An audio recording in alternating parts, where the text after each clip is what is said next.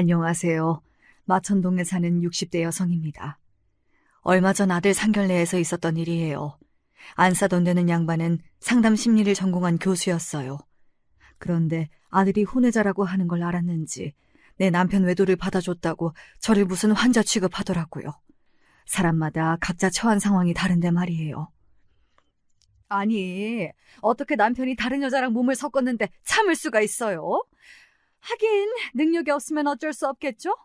그렇다고 친모가 아닌데 감히 상견례에 나오실 수가 있어요? 저라면 부끄러워서 나오지도 못하겠어요. 말씀이 지나치세요, 장모님. 친모가 아니라뇨? 어머니 맞으세요. 자네는 입이 10개라도 할 말이 없어. 우릴 무시해도 그렇지. 의사만 아니면 이 결혼 못할 뻔했어. 알아? 우아하게 생겨서 이렇게 말하는 거 있죠?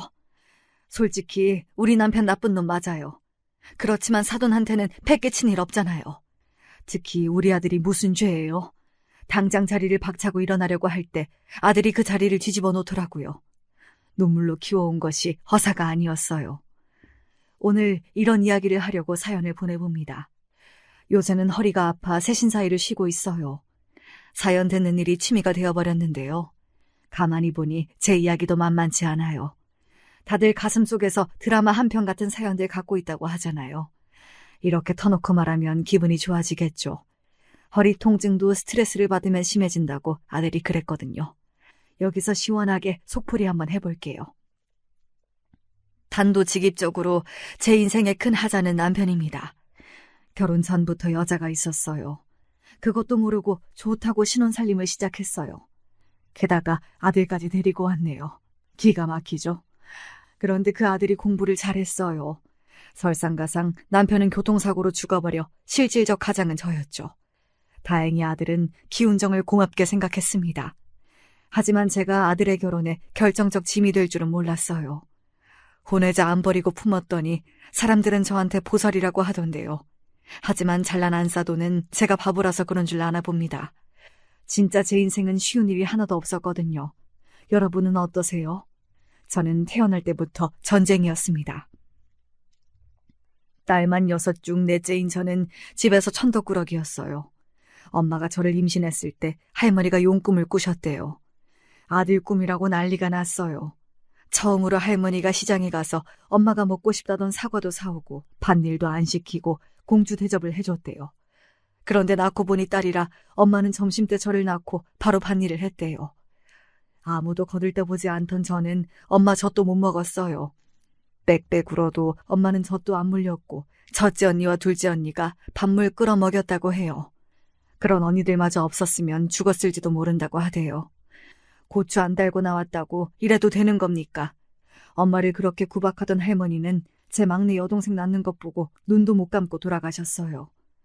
우리 엄만 쓸데없는 딸만 6이라고 했지만 그 딸들 덕분에 비행기 타고 해외도 가보셨어요. 관절이 다쳐서 못 움직일 때도 딸들이 다 자기 집에 가서 모셨고요. 하지만 아버지는 아니었어요.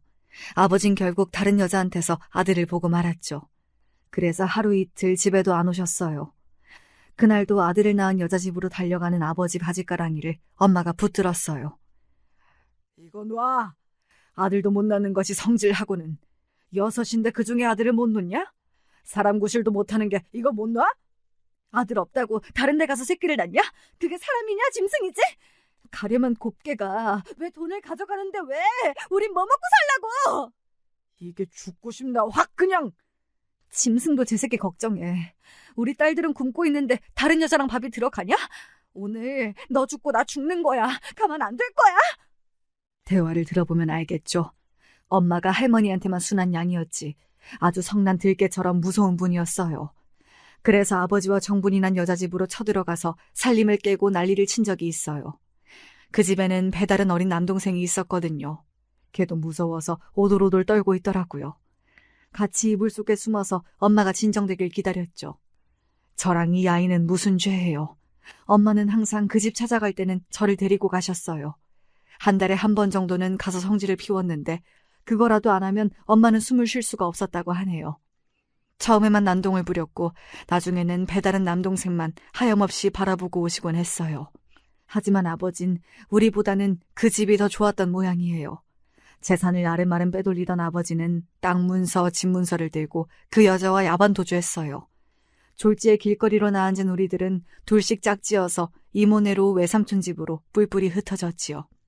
몇 개월 동안 얼마나 눈칫밥을 먹었는지요. 저는 엄마가 다신 우릴 찾으러 오지 않을 줄만 알았어요. 언니들도 보고 싶고 무서운 엄마도 그리워졌어요. 아버지가 그렇게 원망스러울 수가 없었어요. 커서 아버지 같은 남자는 절대 만나지 않겠다고 다짐했죠. 계절이 2번 바뀌고 나니 엄마가 수척해진 모습으로 우리 앞에 오셨어요. 그리고 다 쓰러져가는 초가집으로 우릴 데려갔죠. 아버지를 찾아 헤매다 문득 깨달음이 왔대요. 가족을 버린 남편을 더 이상 보지 않기로요. 그리고 날품 파리부터 국밥집 찬모, 노점을 하며 저희 6자매를 키웠습니다. 엄마의 피눈물을 보고 자라서 그런지 저희는 엄마의 일이라면 2팔 벗고 나섰어요. 나중에는 서로 모시겠다고 할 정도였으니까요. 쓸데없는 딸 자식이 엄마에게는 보석 같은 존재였던 거죠. 그런데 아버지는 아니었어요. 그렇게 재산을 가지고 도망가셨던 아버지는 5년도 못 사시고 뇌출혈로 쓰러지셨어요. 중풍이었죠. 여자는 바로 아버지를 버리고 도망갔고 시름시름 앓던 아버지는 혼자 돌아가셨어요. 더 가엾은 것은 배다른 동생도 아버지가 죽고 도망간 자기 엄마 찾는다고 헤매다 저수지에 빠져 죽었대요. 발을 헛디뎠다고 하던데 저는 이불 속에서 엄마의 난동을 피해 숨어든 그 남동생이 자꾸만 눈에 어른거렸어요.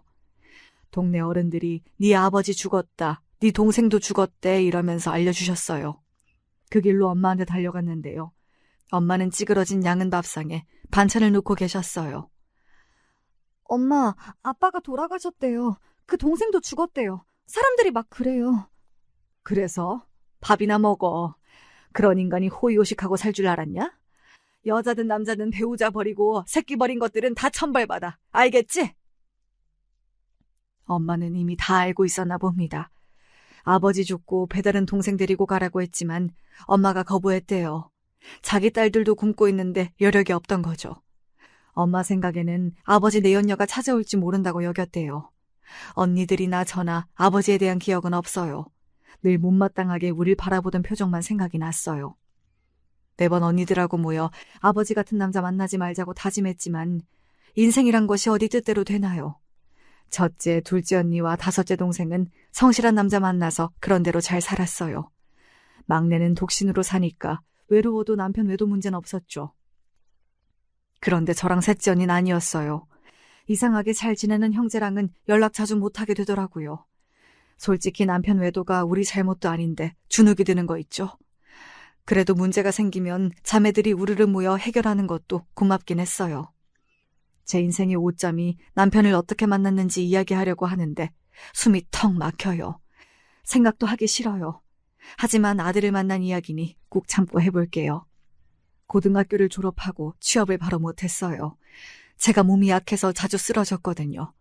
빈혈이라고 그러던데 엄마는 제게 피덩이일 때 젖을 못 물려서 그렇다고 했어요. 그래서 둘째 언니 신혼집인 거여동에서 지냈어요. 둘째 언니가 가게를 운영해서 집이 빈다고 저보고 집을 봐달라고 하는 거예요. 하지만 몸만 약한 거지 사지육신 멀쩡해서 집에만 있으려니 답답했어요. 그러다 마천동 근처 약국에서 보조원을 모집한다는 공고를 봤어요. 근 약국은 아닌데 약사분이 임신해서 청소도 도와주고 고객 응대도 할 수 있는 직원을 뽑는 거였어요. 원래 제 꿈은 약사였거든요. 대학도 가고 싶었지만 등록금이 엄마한테 얼마나 짐이 되는지 알고 있었기에 저도 자매들처럼 포기했죠. 약국에서는 청소도 하고 가볍게 손님 응대도 하고 약사가 조제해놓은 약을 종이에 싸서 접는 일도 했어요. 그러다 매일 오는 남자 손님이 신경 쓰였어요. 근사 회사원이라고 하는데 양복에다 뿔테 안경이 근사해 보였죠. 저보다 8살이 많은 남자였지만 그래도 좋았어요. 그러다 차도 마시고 밥도 먹고 정을 쌓았는데요. 5번 만나고 나니 결혼하자고 해서 저는 의심 없이 했어요. 시부모도 약국 근처에 사셨는데 제가 친절해서 좋았다며 허락하셨고요. 신혼부터 저는 시부모를 모시고 살았는데요. 2분 다 지병이 있어서 늘 누워만 계셨어요. 가끔 동네 약국에 약을 사러 오는 것이 전부였어요.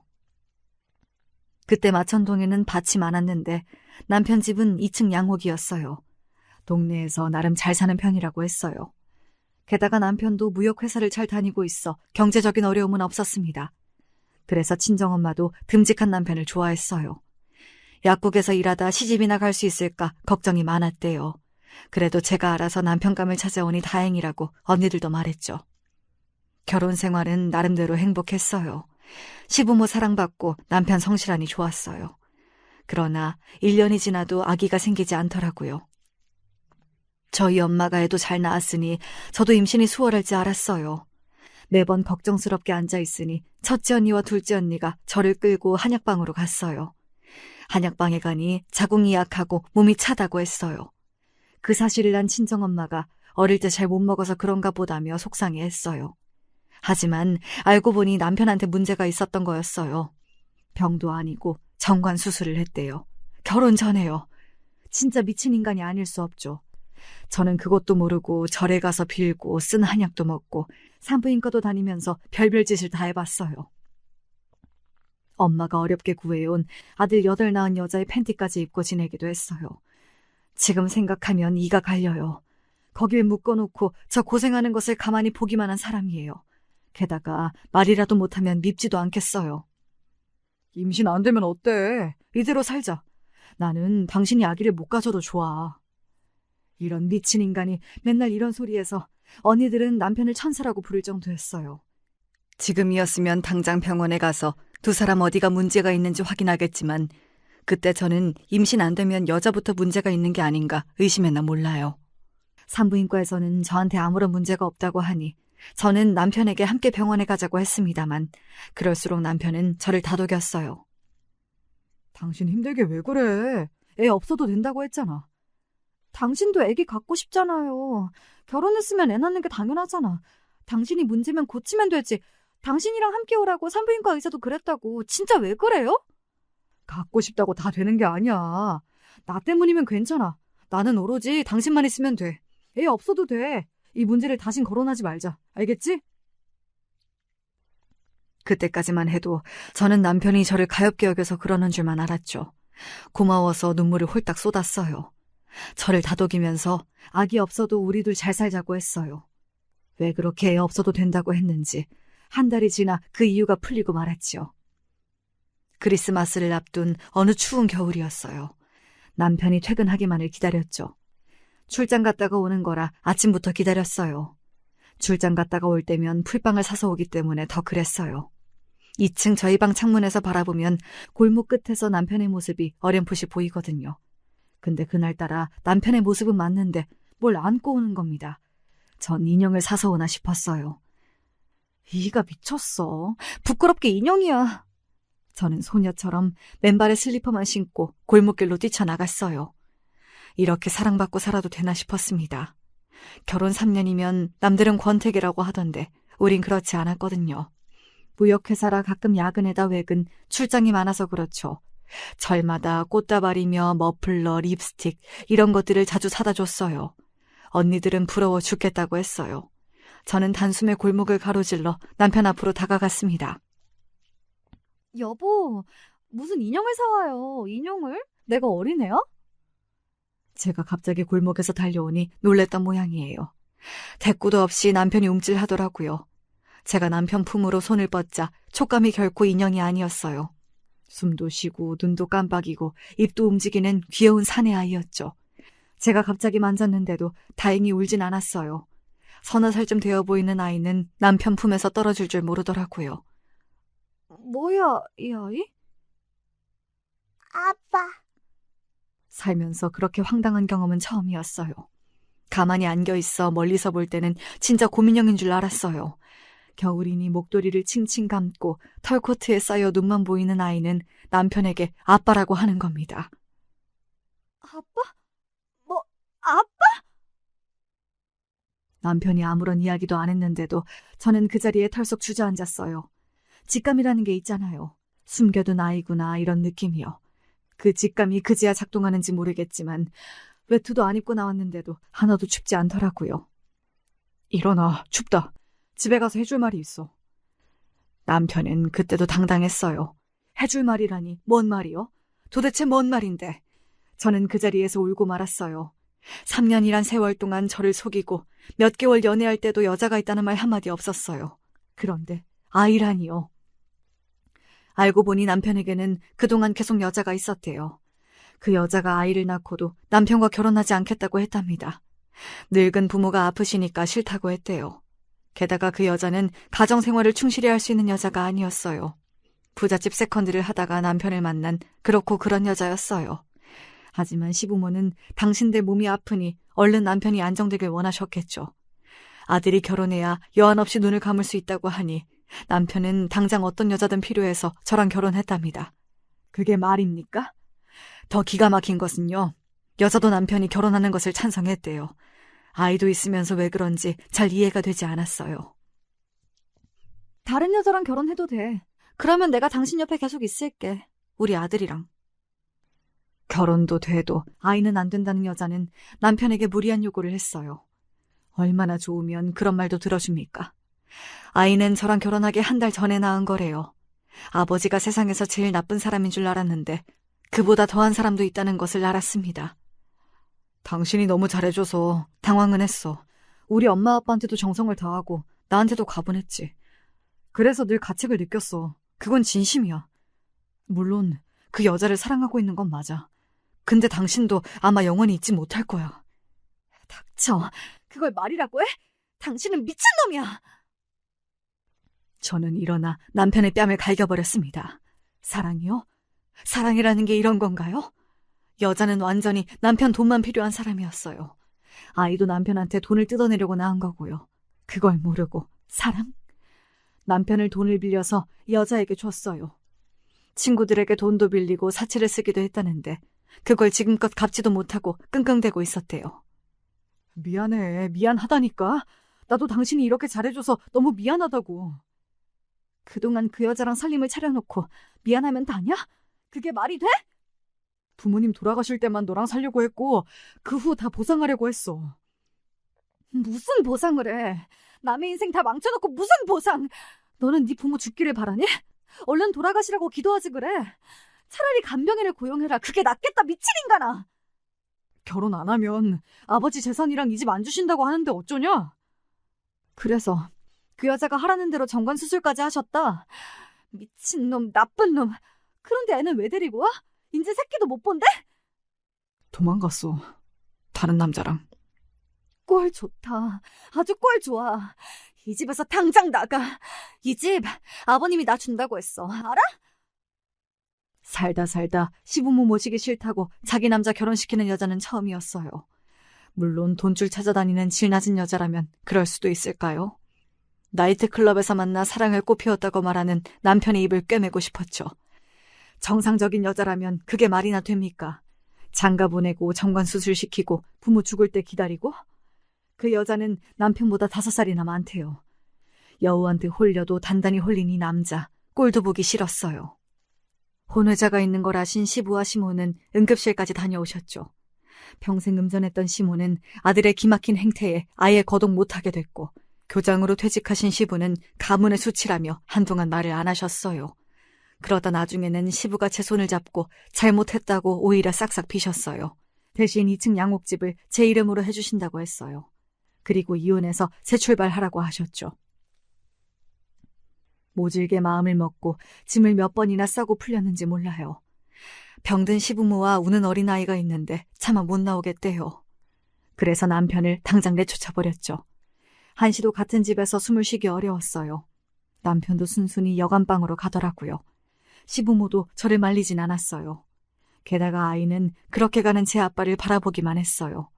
아빠하고 따라간다고 하면 그대로 두려고 했는데 아이는 가만히 웅크리고 있었어요. 그 아이가 바로 지금 제 아들입니다. 남편을 내쫓고 방에서 제가 울고 있는데 한쪽 구석에서 꼬르륵 소리가 나는 겁니다. 애 뱃속에서 그렇게 큰 소리가 나는 걸 처음 들었어요. 생각해보니 저녁 시간이 훨씬 지났던 거예요. 저는 눈물을 훔치고 부엌에서 대충 밥을 차려왔어요. 애들은 참기름에 밥 비벼서 김치 씻어주면 잘 먹잖아요. 그렇게 준비했는데 나오라고 해도 아들은 구석으로 자꾸 기어들어갔지요. 오랫동안 웅크리고 있다가 제가 참기름과 간장에 밥을 비비니까 냄새 때문인지 서서히 기어나왔어요. 그 밥을 어찌나 맛있게 먹는지요.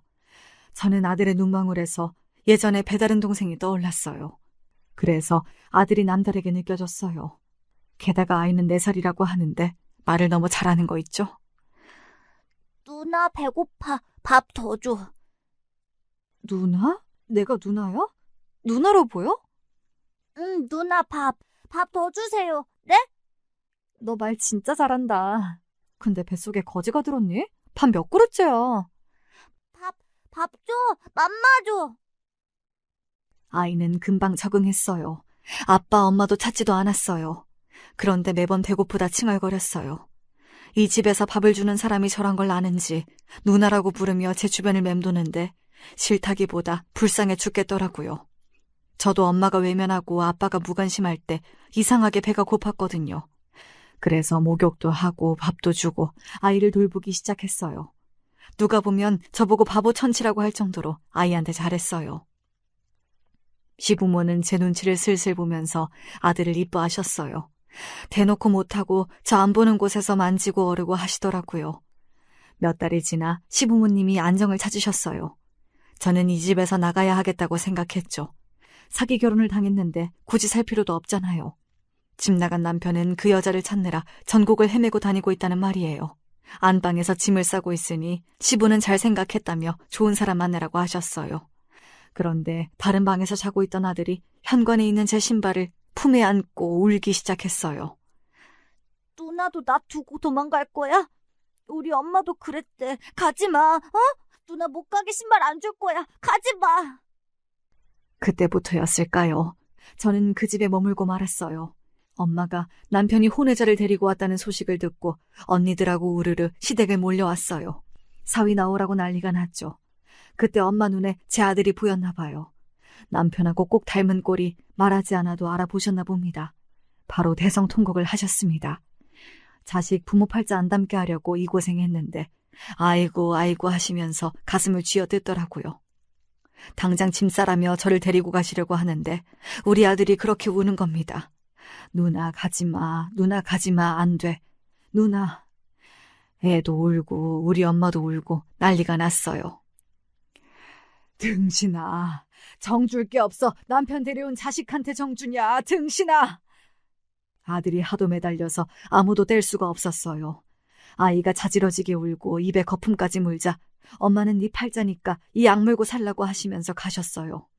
그 후에 아들은 늘 제 옆에 붙어 있었어요. 아들이 초등학교에 입학하고 얼마 후 저한테 이런 고백을 했어요. 지금껏 살면서 살갑게 대해준 사람은 저 하나랍니다. 그 내연녀는 늘 술 먹고 늦게 들어오고 아이를 그대로 방에 두고 외출하고 다녔다고 해요.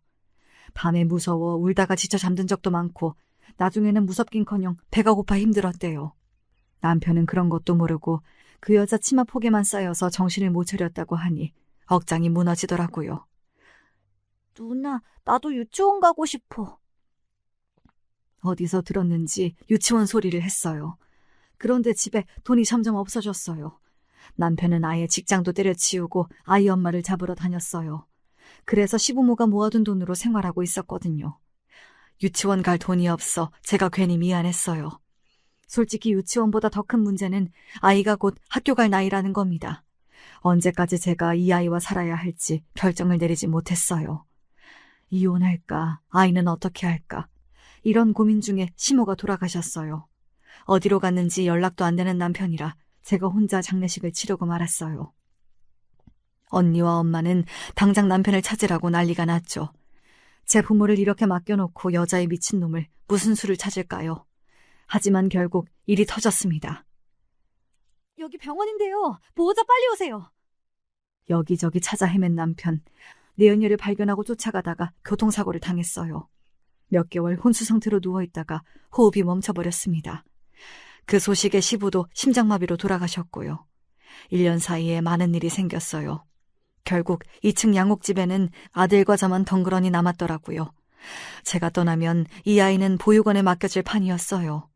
제가 며칠을 더 고민하니 한밤중에 엄마가 택시를 타고 집에 오셨습니다. 내일 아침에 아이는 보육원에 주고 집 팔고 그 돈으로 공부를 더 해보라고 엄마가 하셨지만 저는 고개를 내저었습니다. 엄마, 제가 키울래요. 자식 버리면 천벌 받는다고 하잖아요. 저게 네 자식이냐? 네 자식이야? 몰라요. 내가 낳지 않아도 낳은 것만 같아요. 나중에 후회한다, 후회해. 머리 검은 짐승 거두는 게 아니랬잖아. 그때 죽은 배다른 동생 기억나요? 우리가 키워줬으면 죽지 않았을지 모르잖아요. 아들이 자꾸 그 아이랑 겹쳐 보여요. 데려오라고 해도 네 아버지가 싫다고 한 거야. 그러니까 괜히 마음 두지 마. 괜한 정으로 아이 키우기 어려워. 네 자식이라도 얼마나 속이 문드러지는데 너 그거 몰라서 이래. 저는 우는 엄마를 겨우 달랬어요. 다음날 일어난 아들은 할머니 하며 애교를 부렸어요. 제 자식이 되려고 한 건지 아들은 유독 제 엄마를 좋아했어요. 우락부락하지만 잔정이 있는 걸 어린아이가 어떻게 알았을까요? 결국 아들은 제가 키우기로 했어요. 아이는 영특하고 특별했어요. 학교에 입학하고는 어느새 누나라고 부르지 않았어요. 비가 많이 오는 하굣길, 제가 교문 앞에 서서 우산을 들고 있으니 저 멀리서 엄마 하며 아들이 뛰어오는 것이 아니겠어요. 가슴 아래에서 뭉클한 감정이 솟아오르더군요. 주변에 친구들도 있고 선생님도 계셔서 그런가 했지만 어느 날부터 등교하는 아침 엄마 갔다 올게라고 하는데 정말 기뻤습니다. 어느새 아들과 저는 모자지간이 되어버렸어요. 그런 아들이기에 학교 다니면서 속 한번 썩이지 않더군요. 공부도 얼마나 잘하는지. 제가 새신사가 된 것도 그 이유였어요. 초등학교 다닐 때부터 의사가 된다고 하길래 저는 의대 교육비를 계산해 보았어요. 지금 가지고 있던 예금으론 턱없이 부족하여 돈 벌 궁리를 했어요. 2층 양옥을 팔아 가게를 차릴까? 아니면 회사에 나가? 하지만 사회 경험이 거의 없던 제가 할 수 있는 일이 많지 않았죠. 그러던 차에 셋째 언니가 저를 찾아왔어요. 아무도 몰래 새신사를 하고 있다는 거였어요. 사람들은 때밀이라고 무시하지만 현금을 벌 수 있다고 했어요. 저는 언니의 도움으로 교육도 받고 실습도 하면서 천호동에 있는 목욕탕에서 처음 일하기 시작했어요. 나중에는 풍납동에 있는 목욕탕에서 일하면서 의사 사모님을 많이 알게 되었어요. 근처에 큰 병원이 들어섰기 때문이었죠. 우리 아들 공부 상담도 거기서 많이 했어요. 좋은 과외 선생도 구할 수 있었는데요. 어느 날 아들은 제가 새신사하면서 돈을 번다니까 미안해서 의대 진학을 포기한다는 겁니다. 공사나 육사 가겠다는 말에 제가 화를 내며 말렸어요. 평생 꿈이 의사면서 왜 포기를 한다는 건지. 이유는 알지만 절대 안 되는 말이었어요. 엄마 목욕하는 거 진짜 좋아하잖아. 거기서 일하면 목욕이 공짜야. 하나도 힘 안 들어. 자꾸 공부 포기한다고 하면 외할머니 오시라고 해서 혼을 낼 거니까 알아서 해. 알겠어요. 엄마 힘들면 말해. 나 공부 안 해도 되니까 제발 고생하지 말라고. 엄마가 자식 위하는데 그거 고생 아니야. 기쁨이지. 아마 아들이 고등학생 때 정도였나. 남편 내연녀였던 집 번호를 어떻게 알았는지 연락이 왔어요. 자기가 몸이 아파서 살 날이 얼마 안 남았는데 아들을 한번 보고 싶다고. 저는 고민을 했죠. 처음에는 다시는 전화도 하지 말라고 화도 내고 욕도 했는데요. 나중에는 살 날이 2달 정도 남은 시한부라고 하니 혹시나 해서 아들한테 만나볼래 하고 물었어요. 엄마 여기 있는데 누가 엄마래요? 안 봐요. 다시 묻지 마세요. 단호하게 말하더라고요. 그렇게 내연녀는 위암으로 고생하다 죽었다고 하네요. 엄마 말대로 자식 버리면 천벌을 받나 봐요. 결국 아들은 명문대 입학하고 그 어렵다는 의사 공부 다 했죠. 그동안 저는 허리 디스크가 발생했어요. 통증을 느껴도 이를 물고 때를 밀었어요. 제가 아프다고 하면 의사 안 한다고 할까봐 말도 못했죠. 새신사 동료가 물어보대요. 왜 그렇게 남의 자식 죽도록 키우냐고요. 이유는 저도 모르겠어요. 한솥밥으로 그렇게 30년 이상 먹고 살다 보니 어느새 가족이 되어버렸습니다. 시간은 지나 아들이 의대생에서 전문의가 되고 나서 저도 일주일에 2번 정도 새신일을 하며 쉬게 되었어요. 아들은 고맙게도 월급의 절반을 꼭 저를 주었습니다. 그러지 않아도 된다고 했지만 아들의 뜻을 알기에 일단 고맙게 받았어요. 그러던 중 사귀는 여자가 있다고 했어요. 그 여자와 결혼도 하고 싶다고 말하네요. 드디어 아들도 2층 양옥집을 떠날 날이 온 거예요. 그동안 힘든 일도 있었지만 저는 이 집은 팔지 않았어요. 이걸 팔면 남편을 용서하는 느낌이었거든요. 다행히 이쪽 지역 땅값도 많이 올라서 팔고 좋은 곳으로 갈 수도 있었지만 저는 팔지도 않고 그대로 쭉 살고 있었어요. 아들은 며느리 될 여자를 데리고 와서 인사를 시켰습니다. 대학병원 약사라는 여자는 인상, 말투, 하는 행동 다 마음에 들었어요. 자기야, 여기 양옥집은 엄마 집이니까 함부로 넘보지 말고. 나는 우리 엄마한테 대드는 것도 못 봐. 자기보다 우리 엄마가 먼저니까 그거 싫으면 결혼하지도 마. 넌 거짓말도 참도 잘한다. 내가 너 혼내면 제일 먼저 달려와서 난리를 칠 거다. 아니에요. 어머님이 1순위래요. 아들이 엄마라면 하늘의 별도 따다 준대요. 별 못 따니까 그렇지. 말만 그래, 말만. 말만이라니. 그럼 따줘요? 말씀만 하세요. 싱거운 소리 그만해. 난 우리 며느리가 1순위야. 감사해요, 어머님. 아들은 며느리에게 사실대로 다 말했대요. 나와 어떤 관계인지도요. 그래도 절 어머니라고 부르는 게 예뻤어요. 아직 겪어보진 않았지만 아들이 선택한 사람이니까 좋을 거라는 믿음이 있거든요.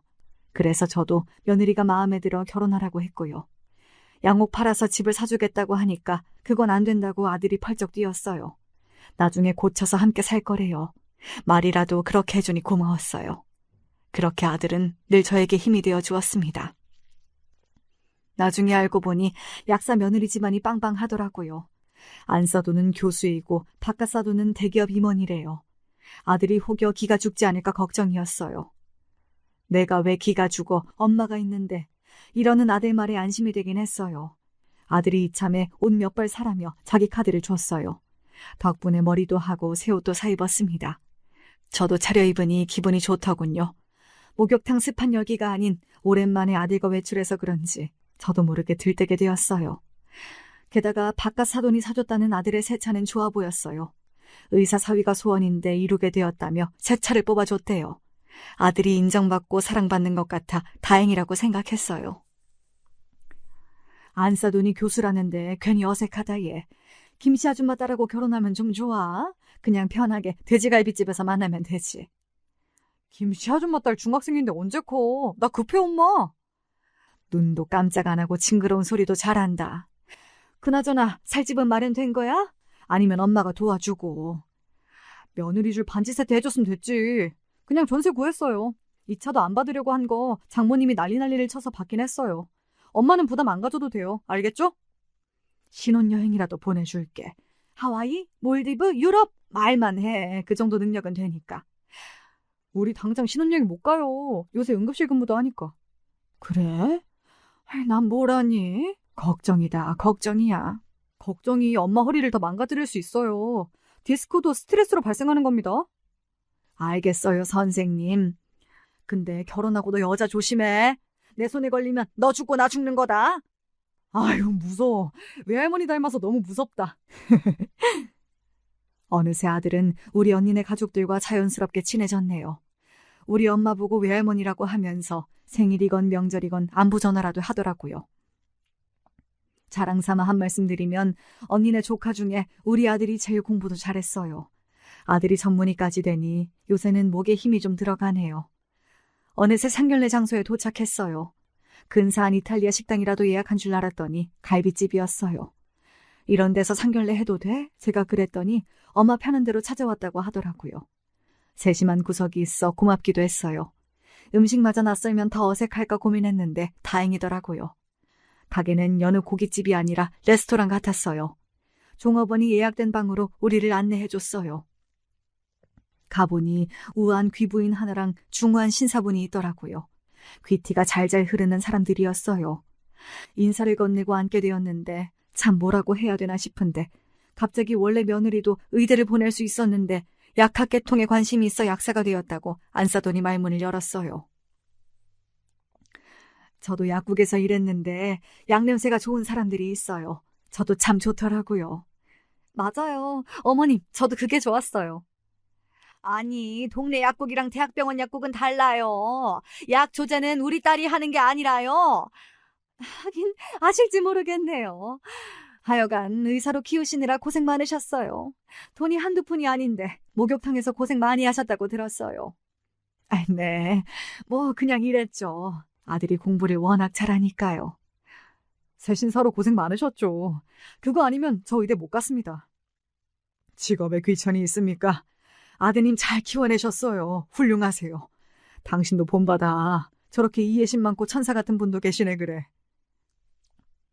그 순간 안사돈의 안색이 차갑게 변했어요. 저보고 천산이 어쩌니 하는 것 보니 정직이 철학인 우리 아들이 벌써 자신의 출생 다 이야기했나 싶었습니다. 하지만 안사돈은 그걸 받아들이기 어려웠나 봅니다. 이상하게 저를 공격하기 시작했어요. 네, 그렇죠. 부군 돌아가시고 고생이 많으셨겠어요. 근데 제가 듣기로는요. 엄마, 그 이야기 안 하시기로 했잖아요. 오빠가 다 말씀드렸는데. 조용히 해, 넌. 내가 물어볼 말이 있어서 그래.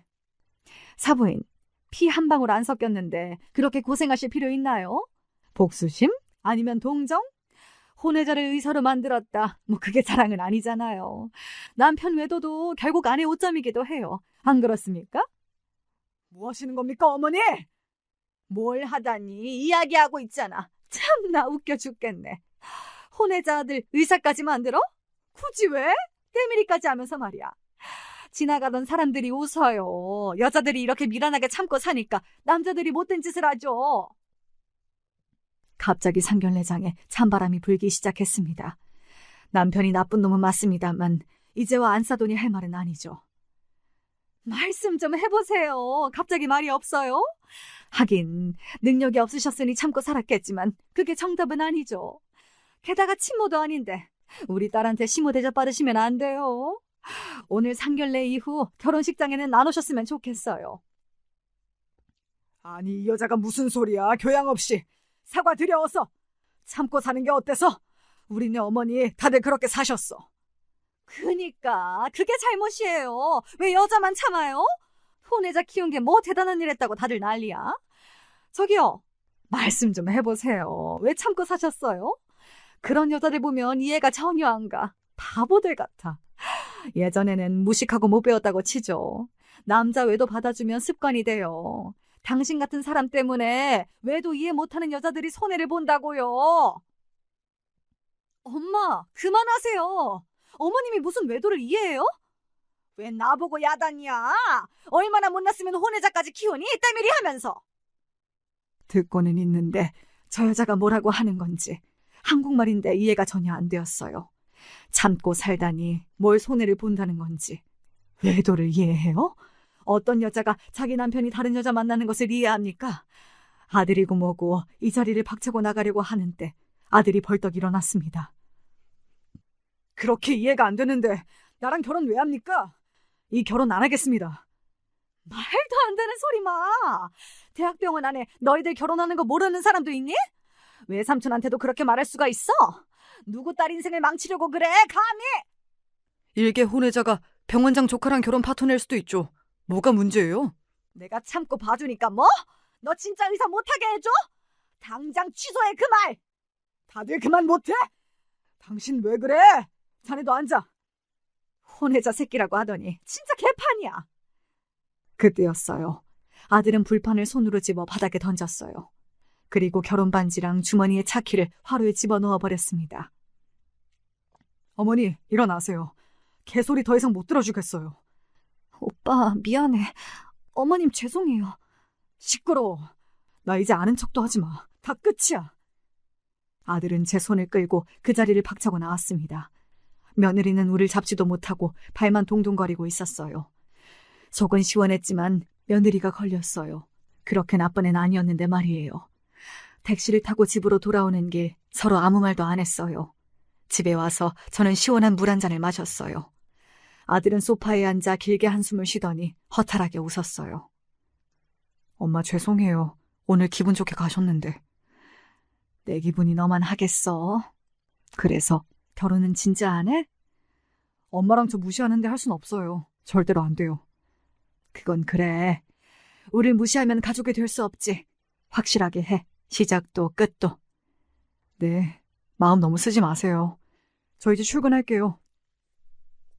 병원으로 가는 아들의 뒷모습이 얼마나 쓸쓸하던지요. 저는 그날부터 잠이 잘 오지 않은 거예요. 정말 잘못한 건가요? 혼외자를 받아주고 의사로 만든 게 말이에요. 아들은 며느리 전화도 받지 않고 식장부터 전부 취소시켜버렸어요. 저를 무시하면 아들도 무시하는 건데 말리지 않았어요. 인연이 아니라면 안 하는 것도 맞지 않나 이렇게 생각했는데요. 며느리가 전화가 왔어요. 울면서 말이에요. 어머니, 죄송해요. 저번에 저희 어머니가 실수하셔서 기분 나쁘셨죠? 그게 실수니? 원래 그렇게 생각하신 거잖아. 실수라고 하면 안 돼. 네, 그렇군요. 다시 한번 죄송해요. 그런데요, 어머니. 저 오빠 없으면 안 돼요. 오빠는 저랑 결혼 안 한다고 했어요. 도와주세요. 저는 오빠랑 결혼하고 싶어요. 엄마 안 보고 살아도 돼요. 나도 모르겠다. 내가 도와줄 수 있는 문제가 아니야. 너무 막 나가시더라. 솔직히 그 말이 나만 무시한 거야? 우리 아들도 혼외자라고 무시하는 거지. 어머니, 저 어떡해요. 병원에서도 말도 안 해요. 엄마가 찾아가도 말도 없고. 어머니 하신 일이니 어머니가 해결하라고 해. 그만 전화 끊는다. 며느리는 계속 울기만 하네요. 하지만 어쩌겠어요. 아들이 결혼을 안 하겠다는 것을요. 저는 더 해줄 말이 없어서 전화를 끊었어요. 그런데 며칠 후에 안사돈이 집으로 찾아왔어요. 며느리가 식음을 전폐하고 단식 투쟁 중이랍니다. 이러다 외동딸 잘못될까 저를 만나고 싶대요. 우리 아들은 병원으로 가도 전혀 반응이 없대요. 투명인간 취급한다고 하더라고요. 저는 안사돈을 만나서 저번의 오해를 풀고 싶었어요. 하지만 안사돈은 사과도 없이 본론만 말했어요. 사위가 결혼 없자고 하던데 사부인이 말려주세요. 싫어요. 아들이 하기 싫다면 저는 말릴 이유가 없어요. 저번에 제가 한 말이 부당한가요? 전 혼외자를 의사까지 만드는 저희가 궁금해요. 저희란요? 자식 키우는데 무슨 이유가 있나요? 애가 하고 싶다고 하길래 밀어줬어요.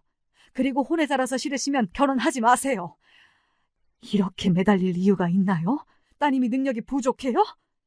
네? 우리 딸 명문가로 시집 충분히 갑니다. 무슨 말씀이세요? 됐고요. 제가 그쪽 들어오라고 한 건 잘해보자 그런 거 아닙니다. 결혼 결정은 아들이 하니까 알아서 하겠죠. 다만 뭔가 오해를 하고 계셔서 바로잡고 싶었어요. 저 참고 산 적도 없고 남편 외도 이해 못합니다. 멍청해서 혼외자 키운 것도 아니고요. 많이 배우시고 남의 생각 함부로 정하지 마세요. 네? 우리가 어떤 풍파를 이기고 여기까지 온 건지 다 모르시잖아요. 그런데 함부로 이야기하지 마세요. 아시겠어요? 감히 어디서 판단합니까? 저기요. 내 오빠가 아드님 병원장이에요. 제 말 한마디면 아드님 인생이 달라져요. 말 조심하세요. 대기나 말 가려 하세요. 저는 할 말 다 했으니 가세요. 우리 딸이 지금 일주일째 밥을 안 먹어요. 책임지세요. 이 함부로 놀린 당신이 책임져야지. 안 그래? 저번엔 내가 말 안 한 건 아들 마음이 어떤지 모르니까 가만히 있었던 거고, 아들이 결혼 안 한다고 하니 충고하는데 혼외자 타령 우리 아들 앞에서 한 번 더 하면 내가 가만히 안 둬. 당신 등껍질 홀랑 벗겨버릴 거야. 제가 갑자기 세게 나오니 안사돈 당황해서 얼굴빛이 장난이 아니었어요. 우리 엄마 DNA가 제 몸에서 흐르고 있는데 한마디로 까불고 있더라고요. 아직도 안 갔어요? 머리채 잡아줘요? 하고 말하니 놀라서 안사돈이 문을 박차고 나갔습니다. 혼비백산 달아나는 꼴이 우습게 느껴졌어요. 한바탕 뱉어내고 나니 속이 시원하대요. 그리고 며칠이 지나자 병원장이 아들을 호출했대요. 아마 안사돈이 뭐라고 이야기한 모양이겠죠. 단식 투쟁 중인 자기 조카랑 결혼을 왜 안 하는지 물어보길래 상견례 때 있었던 일을 말했다고 합니다. 그랬더니 안사돈이 오빠에게 혼이 났다고 하네요. 저한테 다시 가서 사과하라고. 저는 한숨이 절로 나왔어요. 할 말 다 했는데 왜 또 만나자는 건지 말이에요. 아들은 아직 용서도 안 되고 결혼도 하기 싫다고 합니다. 저도 마찬가지였어요. 안사돈은 집요한 구석이 있었어요. 배운 여자라 그런가요? 만나기 싫다고 해도 막무가내입니다. 밤이고 낮이고 연락이 오는 통에 저는 목욕탕으로 찾아오라고 했습니다. 설마 여긴 오지 않겠지 싶었거든요. 새 신사들과 목욕탕 한쪽에서 점심을 먹으려고 다 같이 모여있는데 안사돈이 찾아왔어요. 거의 다 벗고 있는데 안사돈만 옷을 입고 있으니 어색했어요. 속옷 차림의 새 신사들이 안사돈을 구경하듯 서 있었어요. 조용한 곳에서 이야기 좀 하자는 걸 여기서 하라고 했더니요. 안사돈이 갑자기 무릎을 꿇었어요. 목욕탕 탈의실에서 말이에요. 병원장 오빠가 이번 결혼 성사 못하면 인연을 끊는다고 했대요. 병원 인재의 심기를 어지럽힌 죄를 묻겠다 했대요. 하긴 우리 아들이 흉부외과 의사인데 요즘 외과 의사 구하기도 어렵고 흉부 쪽은 지원자가 부족하거든요. 다들 김치 쪼가리에 물 말아먹다가 안사돈의 행동에 다들 의아해했어요. 저는 그러거나 말거나 계속 밥을 먹었죠. 제가 잘못했어요. 그쪽이 뭘 잘못했는데? 네? 사과하려고 하면 뭘 잘못했는지는 알아야죠. 무조건 잘못했다 하면 끝이에요? 아니요. 일단은 제가 혼외자 운운한 것은 잘못이니까요. 그게 무슨 잘못이에요? 예의가 없는 거죠. 당신의 잘못은 남의 상황만 보고 그 사람 전체를 판단한 것이 문제인 것도 몰라요? 대학원까지 나온 양반이? 사부인, 기분 푸세요. 아직 당신 사부인 아니고요. 일어나세요. 죄송해요. 저는 죄송하다 미안하다 이런 말 싫어해요. 지긋지긋해요. 상처 주고 그러면 뭐합니까? 저한테 이러지 말고 우리 아들 마음 달래주세요. 그리고 어디 가서 함부로 남의 마음 판단하지 마세요. 전 기다리는 손님이 있어서 가봐야겠어요. 와, 푸신 거예요? 저는 앞으로 사돈 안 보고 싶어요. 만약에 애들끼리 결혼해도 말이죠. 그게 제 답이요. 다시 찾아오시면 제가 결혼 반대할 겁니다. 안사돈은 이렇게 사과하면 제가 받아줄지 알았나 봐요. 집에서 그랬다면 모를까. 이제는 아니죠. 저는 목욕도구를 챙겨들고 탕 안으로 들어갔습니다. 안사돈은 한숨을 길게 쉬더니 목욕탕을 빠져나갔어요. 그 후에 저는 안사돈과 마주친 적이 없었습니다. 안사돈은 우리 아들한테도 무릎을 꿇고 빌려고 했대요. 아들 말로는 간신히 말렸다고 합니다. 아들은 장모 때문이 아니라 며느리가 걱정되니 결국 결혼하겠다고 했어요. 하지만 결혼식도 생략하고 엄마랑 인연을 끊으라고 했대요. 며느리는 알겠다면서 미친 듯 고개를 끄덕였다고 합니다. 결혼 후 교류를 거의 안 하고 지내고 있어요. 얼마 전 2층 양옥집을 없애고 그 자리에 5층짜리 빌라를 세웠습니다. 건물주가 된 거죠. 아들과 제가 돈을 합쳐서 지은 건데요. 명의는 제 이름이 되어 있지만요. 빌라 4층은 제가 살고 아들 내외는 5층에 삽니다. 요새는 손주까지나 재롱 보는 재미가 쏠쏠하죠. 바깥 사돈은 한번 찾아오긴 했는데 안사돈은 아직 빌라 근처에서 못 와요. 결혼 조건이 안사돈 얼굴을 사위랑 저에게 보여주지 않는 것이었어요. 언젠가 시간이 지나면 달라질지 모르겠지만 지금은 평화롭습니다. 아들과 저는 알아요. 사람 쉽게 변하지 않는다는 것을요. 어쩌면 함께 살아온 풍파가 보여준 결과겠죠. 아들은 제 인생의 슬픔이자 기쁨이에요. 불행한 일이 일어나도 시간이 지나면 이렇게 좋아질 수도 있네요. 여러분, 지금까지 제 이야기 들어주셔서 감사해요.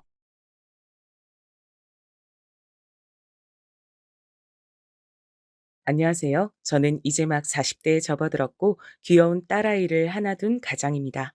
결혼 같은 거 안 하겠다고 결심하고 살아왔는데 어찌어찌 이런 생활에 접어든 거 보면 인생이란 건 참 알 수가 없어요. 물론 지금 이렇게 안정된 상태에 오기까지 결혼하고 나서도 많은 일이 있었답니다. 저는 외동아들로 형제 자매 없이 자라온 삶인데다가 원체 부모님도 무뚝뚝하신 편이에요. 그런 와중에 아주 다정하고 사람 잘 챙기는 아내를 만나서 결혼했죠. 이런 아내를 보고 우리 부모님도 엄청 좋아하셨답니다. 아이고, 이렇게 이쁜 며느리를 만나게 될 줄 누가 알았겠냐. 우리 성중이가 보통 딱딱하고 재미없어야지 원. 그렇게 장가 안 간다고 고집을 부려대는 통에 내가 보통 고생한 게 아니야. 어머, 성중 씨가 그랬어요? 하긴 저한테도 장가 가기 싫었다고 말하더라고요. 저 만나고 결혼 결심했다고 하는데 이게 원 그냥 하는 말 같아서요. 그러자 어머닌 아주 손사래를 치며 제 편을 들어주셨어요. 진짜야, 진짜. 이 녀석이 여지껏 이렇게 뭘 적극적으로 하겠다는 거 처음 봤어. 집구석 들어가는 것도 관심이 없다니까. 근데 대뜸 아가씨를 데려와서 결혼을 한다니 놀랄 수밖에 없지. 엄마, 내가 또 언제 그렇게까지 했다고. 제 얘기는 이제 그만하세요. 이렇게 너스레를 떨 정도로 아내는 우리 집 한가운데 들어와서 아주 평온한 분위기를 만들어줬죠.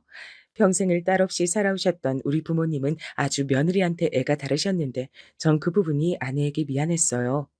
우리 엄마 아버지가 너무 자기한테 자주 연락하는 것 같아서 정말 미안해. 굳이 그렇게 매일 전화하고 그러지 마. 불편하면 내가 안 한다고 할 테니까 너무 나서서 걱정하지 마. 난 자기네 집 분위기 좋은데 어머니도 나 너무 이뻐해 주시고 아버님도 나 이쁘다고 우리 집으로 귤 보내주신대. 나 정말 괜찮아. 아내에게 이런 부분에서 참 미안했던 건 반대로 저는 처가 쪽에 그렇게 신경을 써주지 못했어요. 사실 처가 쪽엔 조금 사연이 있는데요. 아내가 결혼할 무렵부터 무척 제 눈치를 살피면서 고민을 털어놨답니다. 있잖아. 우리 언니 말이야. 언니는 우리 집에서 정말 여러모로 아픈 손가락이야. 나한테도 그렇고 이런 분위기 자기가 이해해 줄 수 있을지 모르겠어. 아, 이제 처형이지. 상견례 때 뵀을 때 아주 깍듯하시고 잘해주셨어. 근데 왜 당신한테 아픈 손가락이야? 그러자 아내는 한창을 망설이다 대답을 했는데 듣고 저도 꽤 의외라고 생각했어요. 상견례 때 다 같이 마주할 땐 멀쩡해 보였거든요. 언니가 사실 엄마랑 사이가 별로 안 좋아. 어릴 때 엄마가 외할머니 모시는 문제로 늘 예민했거든. 그런 부분에서 나나 언니도 눈치 많이 보고 언니는 또 되게 예술적이고 감정 기복도 심한 편이야. 아, 근데 그게 문제란 거야? 그래도 처형 대학도 번듯이 나왔고 결혼도 제때 하지 않았어? 언닌 사실 우리 외할머니가 좀 세고 무서운 성격이라 한창 같이 살 때 언니가 되게 싫어했거든. 그런 걸로 엄마랑 많이 부딪혔어. 사춘기 때부턴 정말 더 심해져서 툭하면 다 뒤엎고 제가 느꼈던 최영의 인상이란 아주 단아하고 깔끔해 보였는데 마음속으로 뭔가 상처가 있다고 생각하니 의외였어요. 그런 제 표정을 보고 아내는 바로 말을 이어가더라고요.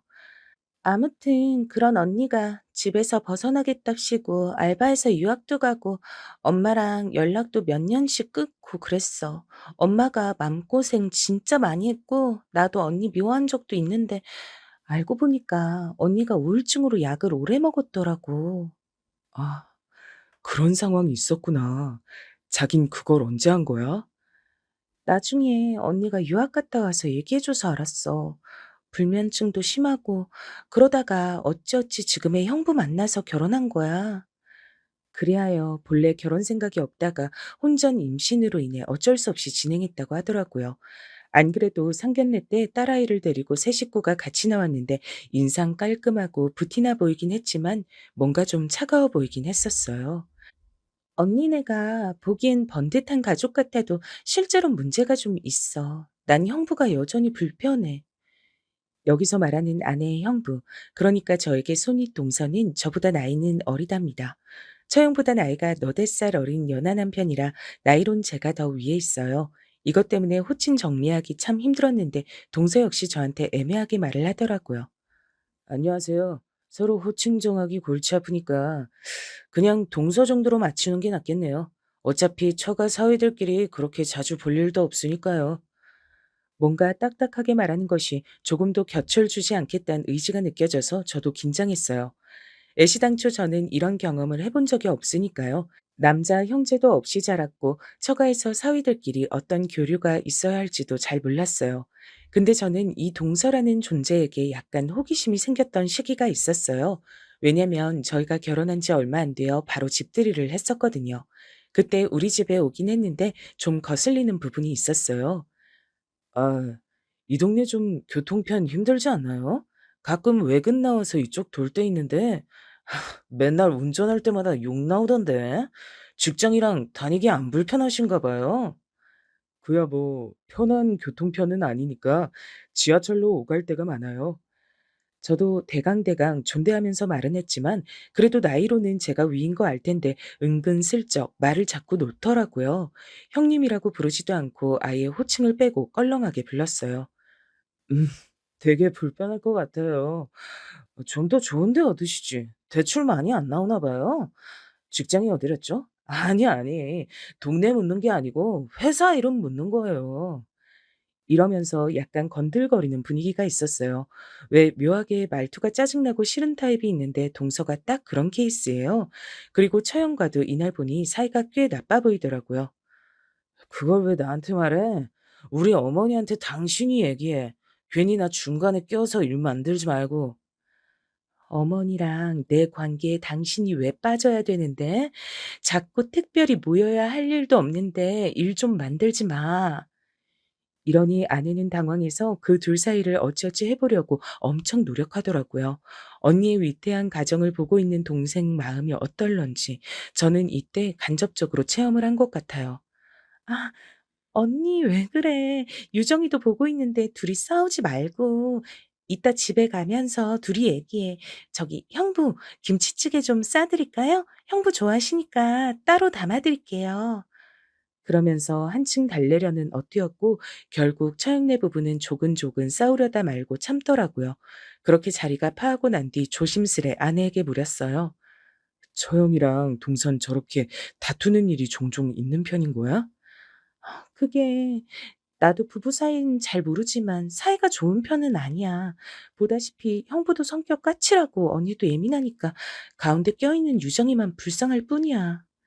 그런 와중에 전 마음에 걸렸던 얘기를 슬쩍 꺼내 물어봤죠.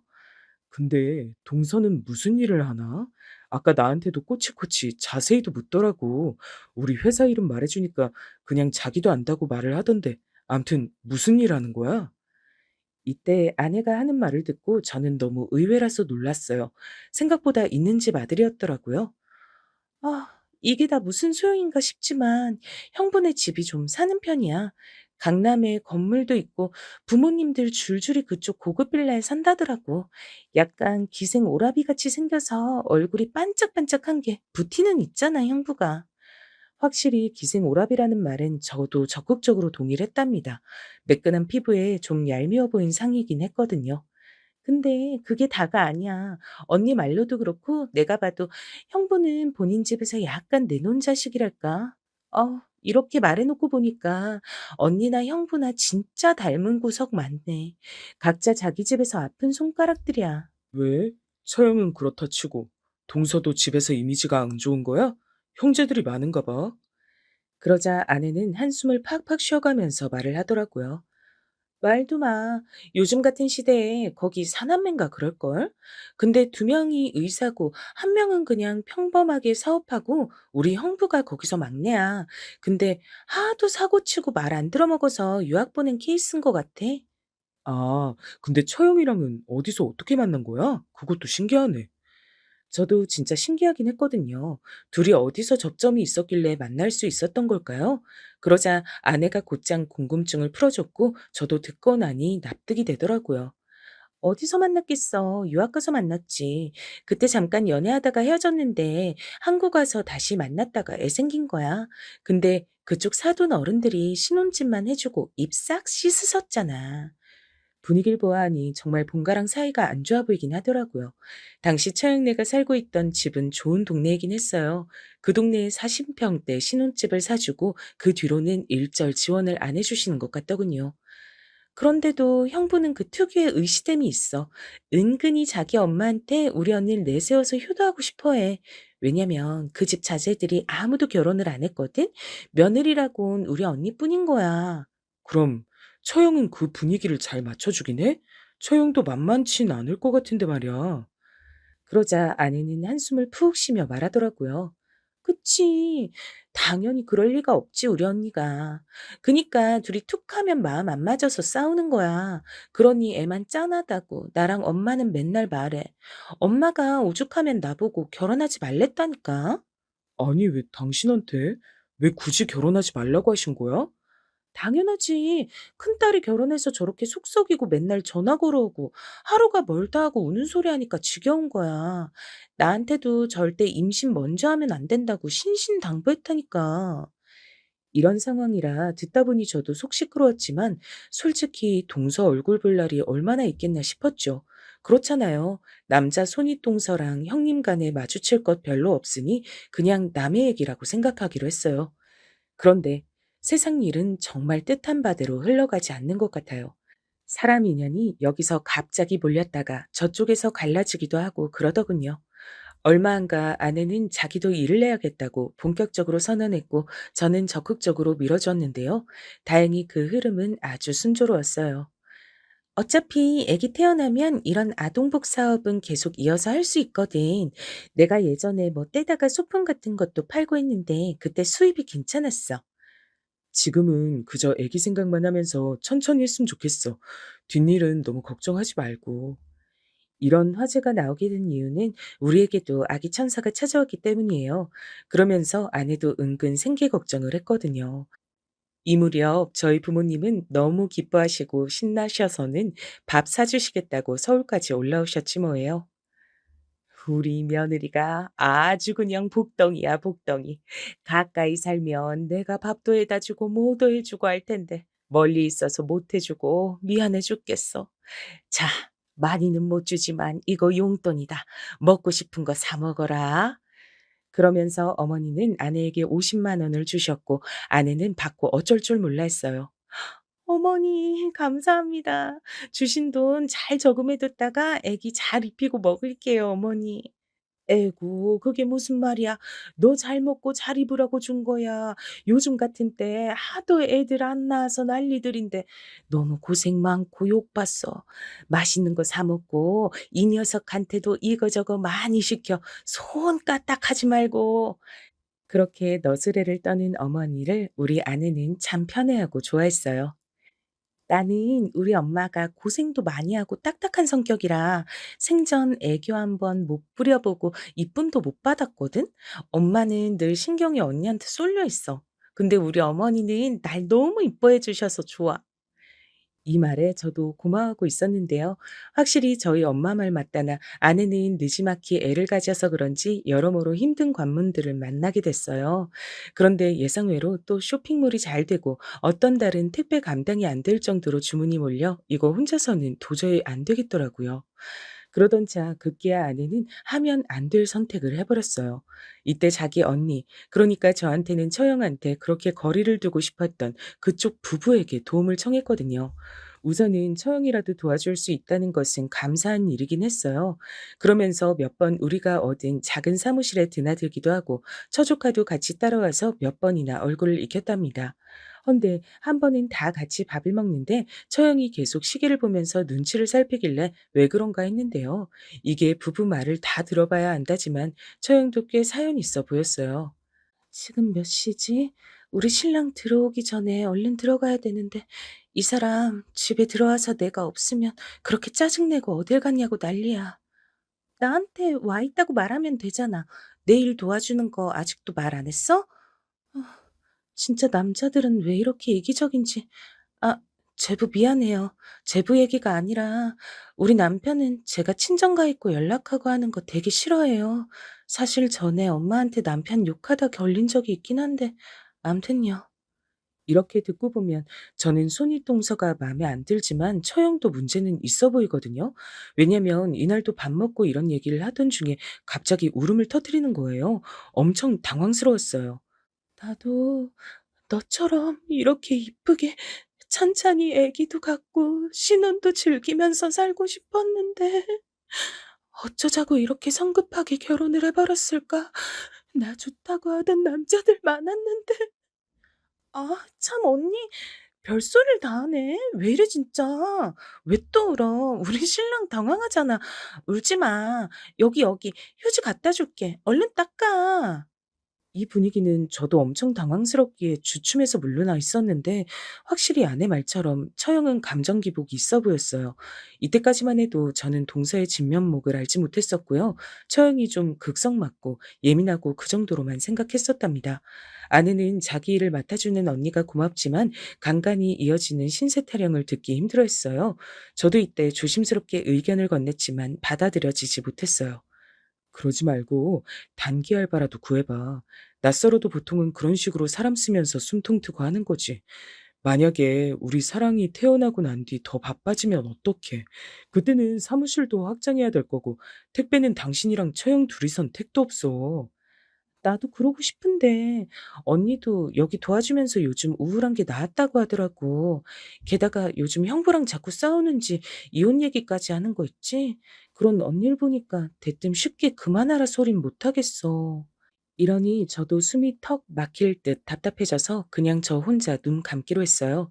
아내가 감당이 가능하다면야 제가 신경 안 쓰는 게 나은 거겠죠. 그런데 문제는 처형이 드나들다 보니 이제 사업 부분을 완전히 동서한테 오픈한 모양이에요. 그럼 됐지 왜 동서까지 우리 사무실에 드나들게 된 걸까요? 몇 번 오가면서 인사를 하길래 저도 끄덕했는데 이후에 우리가 계속 얼굴을 마주하게 될 줄은 꿈에도 몰랐어요. 게다가 거슬리는 게 저한테 은근히 반존대를 하더라고요.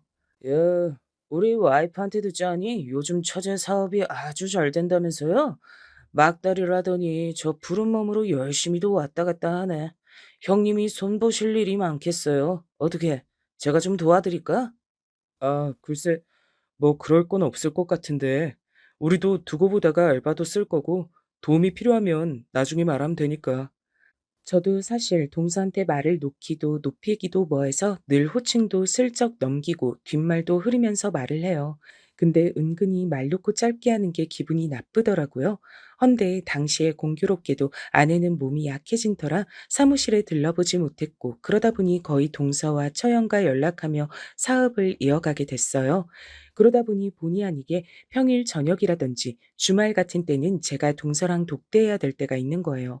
어차피 이렇게 된 거 피할 수 없으니 대화 정도는 했는데요. 이때 의외로 동서의 다른 면들이 보였어요. 말을 짧게 해서 재수없게 생각했는데 은근히 부침성은 있더라고요. 사실 저도 뭐 아시겠지만 집에서 내놓은 자식이라 살아가기 아주 힘들어요. 여기저기 눈치 보고 기웃거리고 우리 집에선 저 아파트 해준 걸로 입 싹 닫고 안 보려고 하니까 와이프랑도 맨날 예민해요. 형님은 그래도 행복해 보이시는데요. 뭐 행복이란 게 별게 있겠나요? 그냥 가정 꾸려서 안 아프고 잘 살면 그만인 거죠. 이러면서 둘이 이래저래 대화를 하다 보니 본인 사정도 저에게 털어놓고 나름의 야심들을 말하더라고요. 우리 와이프도 나 때문에 우리 집에 밉게 보이고 고생 많이 했거든요. 내가 하는 사업도 지금 자금이 막혀 있는 때라 다 골치 아픈데 이번에 처제 사업 잘 된다고 도와달라니까. 처가 이러니까 저도 이렇게 껴본 거예요. 생각보다 꽤 말도 많은 타입이고 그리고 이것저것 손도 많이 대봤는지 일도 대범하게 하는 편이었어요. 그러니 저도 제 얘기를 어쩌다가 했었네요. 남자들은 의외로 이런 부분에서 풀어지는 경우도 있으니까요. 이걸로 나중에 만만하게 보일 생각은 꿈에도 못했어요. 나도 뭐 이제 태어날 애만 생각하면서 일하는 거죠. 부모님도 지방에서 멀리 살고 계시고 아내랑 둘이 서로 믿고 열심히 일할 뿐이에요. 그래도 동서는 사업도 많이 해봤고 여유 있어 보이고 여러모로 보기 좋네요. 그랬더니 동서는 눈을 번뜩이며 되게 자신 있게 말하더라고요. 저한테 뭐든 필요한 거 있으면 말씀하세요. 솔직히 저제 사업하는 것도 제 눈에는 이것저것 보여서 더 조언하고 싶은데 가족이니 더 조심스러운 거죠. 그리고 아실지 모르겠는데 제가 장모님이랑 사이가 좀 별로예요. 장모님이요? 장모님이랑 왜 어차피 둘이 얼굴 볼 일도 그닥 없지 않나요? 우리 장모님은 무뚝뚝한 편이시지만 저한텐 그럭저럭 살갑게 대해주신 편이거든요. 그러니 이 말을 듣고 새삼 새로웠어요. 솔직히 서운하달까? 그런 게 좀 있어요. 아니, 남녀 간에 임신하는 게 어디 한쪽 탓이기만 한가요? 잡을 거면 본인 딸도 잡으셔야지. 옛날에 제 등짝을 얼마나 매섭게 때리셨는지 몰라요. 그 기억이 있어가지고 솔직히 장모님 잘 안 봐요, 저는. 아, 그것 때문이었구나 싶어 그냥 그런가 넘기려고 했는데 그 뒤에 이어지는 동서의 말은 좀 소름이 돋았어요. 이렇게까지 볼 일인가 싶더라고요. 참 보면 노인네들이 분수를 잘 모르더라고요. 딸이 임신해서 보내는 와중에 뭐라도 얹어 나올 집이면 나도 그렇게 짜증은 안 났을 텐데 빈손으로 보내다시피 하면서 손찌검 할 일은 아니잖아요? 내가 우리 집에서나 내놨지 이 집에 비길 때가 아닌데 말이에요.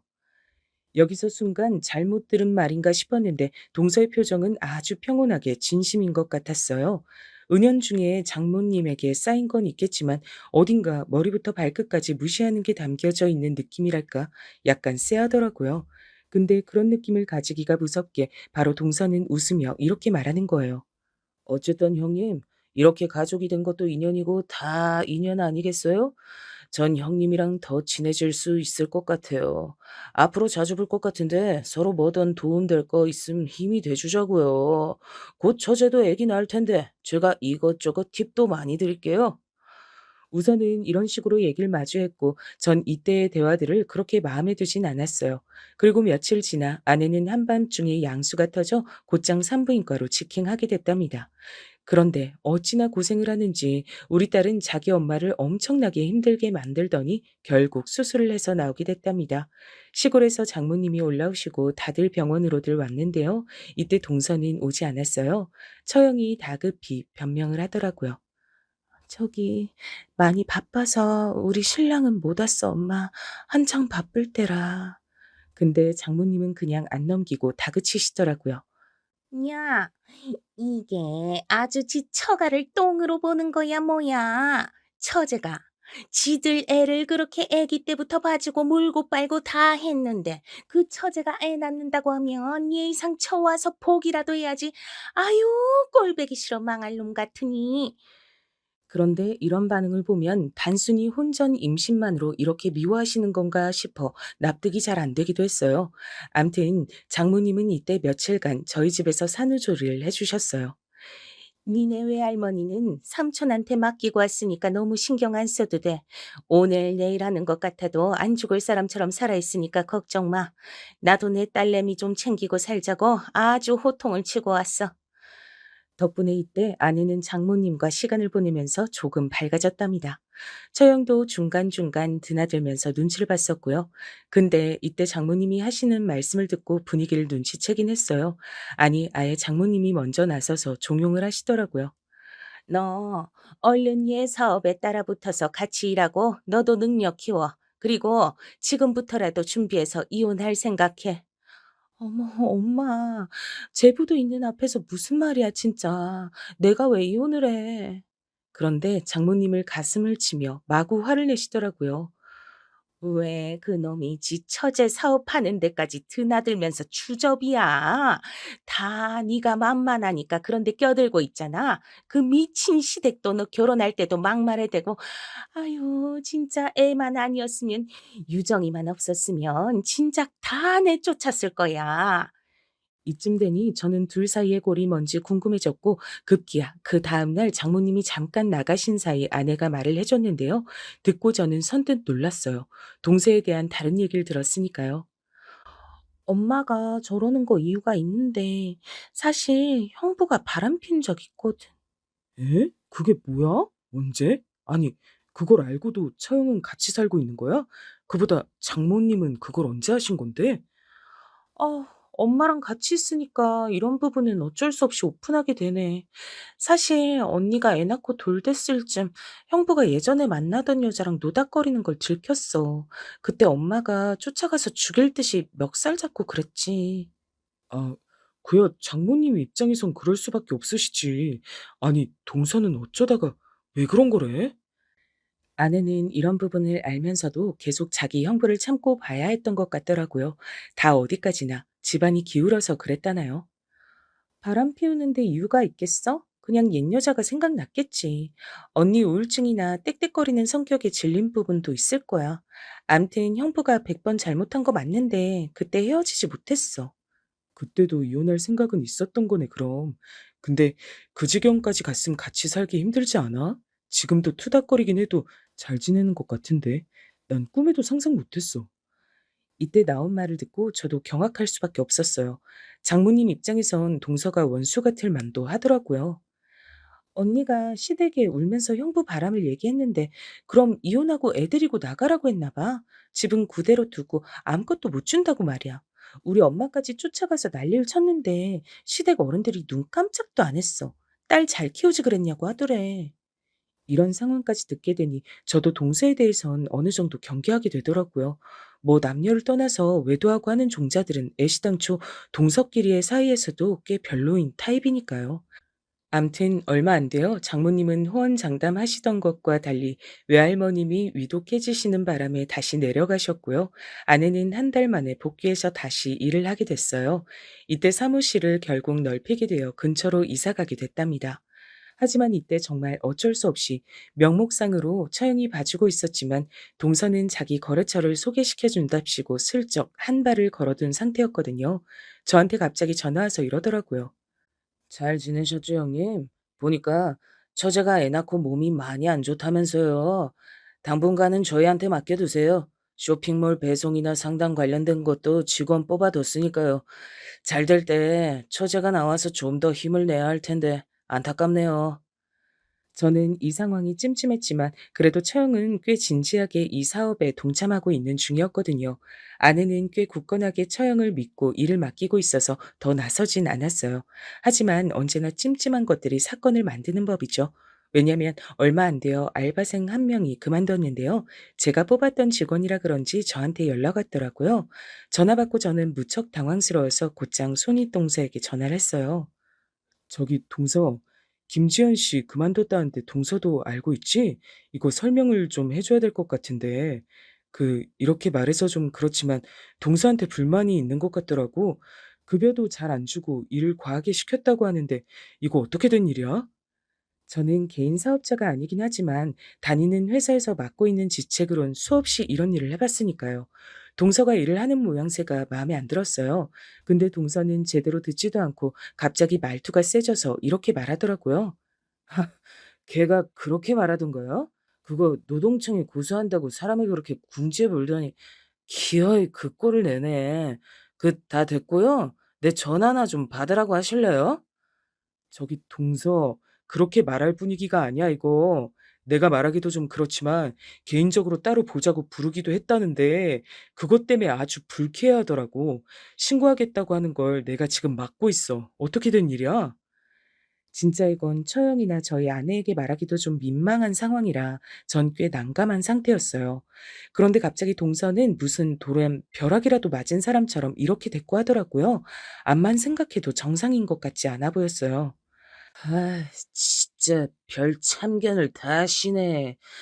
저기 형님, 나는 그런 말 한 적이 없어요. 내가 미쳤어요? 어디 그런 기집애가 하는 말에 놀아나서 지금 나한테 이래라 저래라 하는 거예요? 아니면 어쩌려고 진짜 어이가 없네. 저는 너무 황당해서 말이 안 나왔어요. 동서에 대한 처가의 평이 워낙 안 좋긴 해도 얼마 전까진 저랑 허심탄회하게 대화도 제법 길게 나눴고요. 여직원과의 얘기를 물을 때도 최대한 예의를 지켰다고 보거든요. 그러면서 끝내 이런 말까지 던지더라고요. 화가 난 저는 당분간 동서를 안 봤어요. 어지간히 돈도 없고 쌩떼 쓰는 그 코딱지만한 회사 호흡기 겨우 붙여서 살려주려 했더니 진짜 별의별 궁상을 다 보네요. 그 여자애 고소하던지 신고하던지 신발을 던지던지 알아서 하라고 하세요. 아, 기분 더럽네 진짜. 그러면서 전화를 끊어버렸고 저는 한참을 멍하니 있었어요.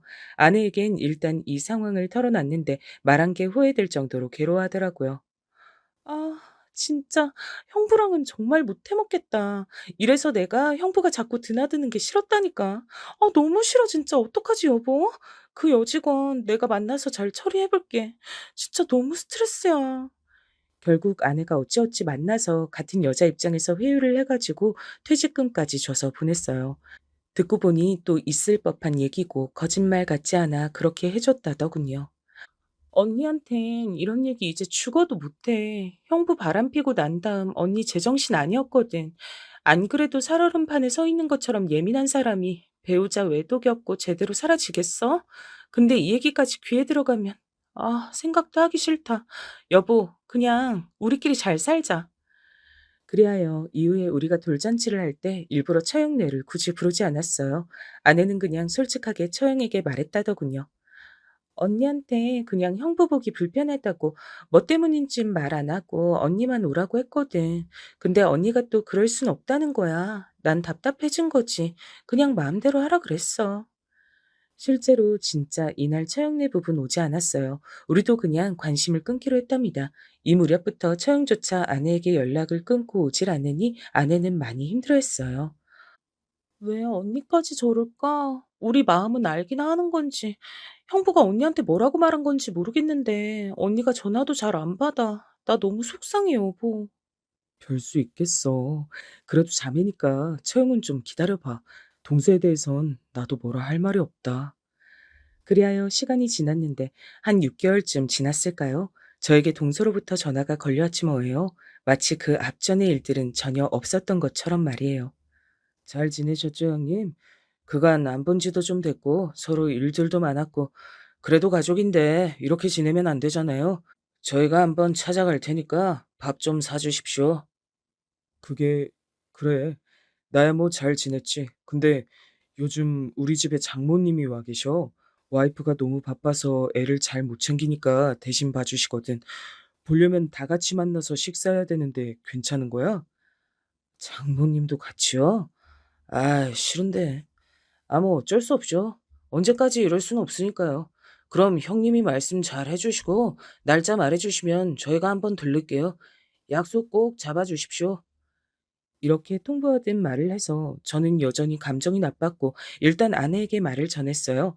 그런데 이때 아내 역시 반응이 안 좋았어요. 거절하는 건 아니었지만요. 나도 오늘 언니한테 전화 받았어. 왜 이제서 연락을 했는지 들었는데, 와, 과간도 아니더라, 형부.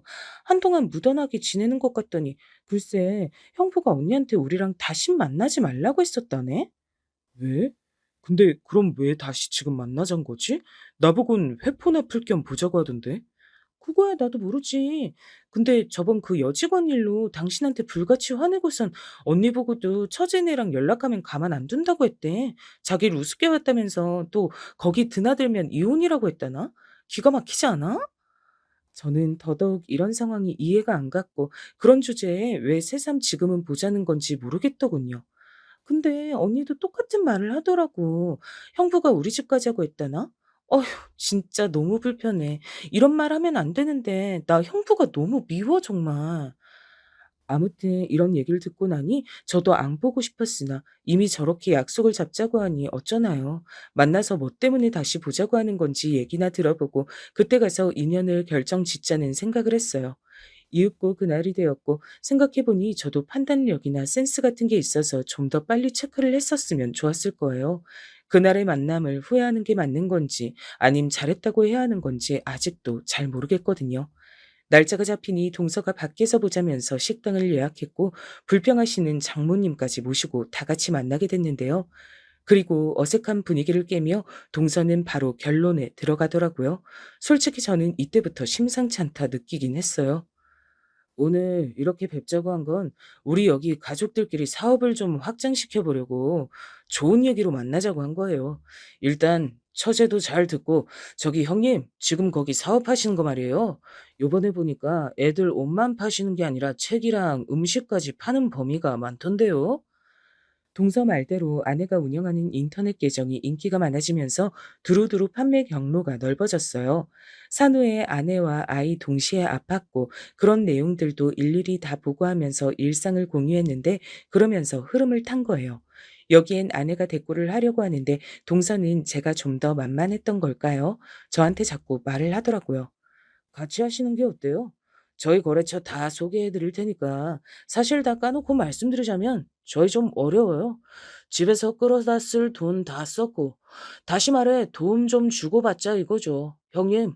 형님이 좀 잘 봐주십시오. 처제도 너무 딱딱하게 굴지 말고 나한테 서운한 거 있는 거 다 아니까.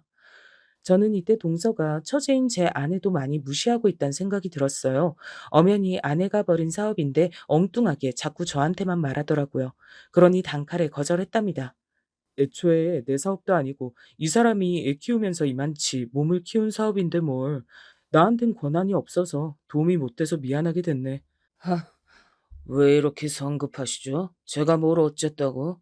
그냥 같이 좀 시작해보자고. 아직 어떻게 할지 얘기도 안 꺼냈는데 이렇게 바로 잘라버리게 어딨어요, 형님. 나 서운하네, 좀. 그게, 아니, 나도 내가 결정할 일이 아니니까 바로 옆에 이 사람이랑 얘기하면 되지 않나? 슬슬 저도 보통 분위기가 아님을 감지했는데 동서는 이때부터 냅다 술을 계속 들이키는 거예요. 앞에 애들도 있는데 그냥 여지없이 쭉쭉 들이키는 게 이상해 배더군요. 이 꼴을 보기 불편하셨던 건지 장모님은 또 뭐라고 욕설을 뱉으면서 훅 일어나셨고 처형과 저 아내와 애들은 계속 바보처럼 앉아 있었어요. 그런데 동서는 아랑곳 않고 계속 뭐 한 놈만 때리겠다는 주의인 건지 이상하게 저만 붙잡고 늘어지더군요. 정말 무슨 정신 이상한 사람 마냥요. 형님, 남자가 한번 결단을 내릴 때는 확실히 해야 되지 않겠습니까? 음, 그잖아요. 아니, 왜? 내 사업이 어때서? 왜 안 하려고 해? 괜찮다니까요. 소개시켜줄 사람 지천에 깔렸어. 내가 이런 말하고 있으니까 우스워요, 지금? 이야, 술도 별로 못하는 것 같은데 단숨에 들이킨 그 몇 잔 때문에 목까지 뻘개진 동서는 계속해서 저만 붙들고 쏴대는 거예요. 동서, 너무 취한 것 같아. 그러지 말고 다음에 얘기하지 그래. 근데 이때부터 동서가 선을 넘기 시작했고 저는 더 이상 유순한 말로 대꾸할 수 없게 됐어요. 형님 동서 아니고 일반 남자들 관계면 벌써 뭐가 날아가도 날아갈 쓸 상황이 된 거예요. 에이씨, 손대지 말고요. 아, 진짜 되는 거 하나도 없네. 니들 여기 얼만지 모르지? 주제도 안 되는 걸들 데려왔더니 뭘 조곤조곤 못한다고 요상을 떨고 있어, 이것들이. 아우, 씨, 진짜. 동서 왜 이래 정말? 저기 여보, 안 되겠다. 애들 데리고 나가. 처형도 그만 일어나요. 근데 이때 갑자기 동서가 저에게 냅다 괴성을 지르는 거예요. 그리고 처형과 제 아내는 겁에 질린 얼굴로 혼란에 빠졌고요. 에이씨, 야, 너가 뭔데 지금 선생질이야? 어디서 가르치러 들어? 경찰이세요? 무슨 교통정리라고 앉았어? 이 새끼 진짜 개념 없네? 그지 같은 거 오냐 오냐 비 맞춰줬더니. 저는 이 순간부터 거의 눈 돌아가기 시작했던 것 같아요. 동서 적당히 해. 이 이상은 나도 그냥 못 봐. 형, 형부, 왜 이래요? 여보, 나가자, 나가자. 그런데 이 동서 자식이 저한테 말도 안 되는 싸움을 거는 거예요. 야, 너 오늘 나랑 끝을 보자. 이리 와, 이리 와. 까꿍. 여기 이거 마셔. 마시면 보내줄게. 아니, 마시면 내가 1,000만 원 줄까? 이래. 지지리도 없는 집안 돈 불려준다는데 멍청해서 뭐 볼 줄을 모르네. 뭐라고? 야라고 했어 지금? 동서 진짜 해볼 거야 나랑? 그런데 이때 동서는 그 기생 오라비 같은 얼굴로 희죽거리면서 저를 마구 도발하는 거예요. 진짜 뭐 이런 미친 게 다 있나 싶었어요. 야, 야가 어때서? 야, 야라고 100번, 1,000번 불러줄까? 이거 마셔봐. 돈 준다니까? 히히히히. 어디서 이 거지 새끼가 가오를 잡고 있어? 야, 마셔보라고. 이러면서 저한테 왁왁거리면서 술잔에다가 양주를 그득히 따르더라고요. 저는 애지간해서 싸우는 자리를 피곤해하고 빠지는 편이지만 이렇게 정면으로 도발을 당한 경우 잘 못 참고 끝까지 가는 편이에요. 성질 없는 사람이 세상에 어디 있겠어요? 터뜨리고 수습 못하는 사람, 들어와서 피해가는 사람, 이 둘만 존재한다고 생각해요.